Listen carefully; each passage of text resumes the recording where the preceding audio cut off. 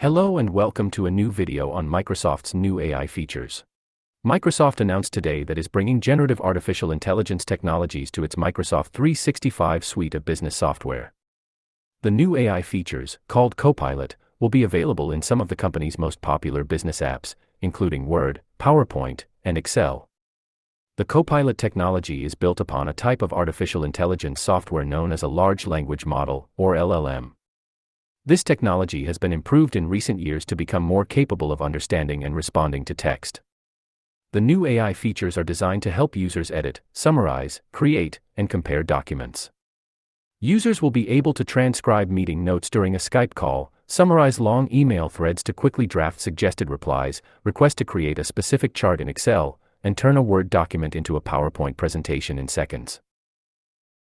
Microsoft is also introducing a concept called Business Chat, an agent that essentially rides along with the user as they work and tries to understand and make sense of their Microsoft 365 data. Users can ask Business Chat to do tasks such as write a status report by summarizing all of the documents across platforms on a certain project and then draft an email that could be sent to their team with an update.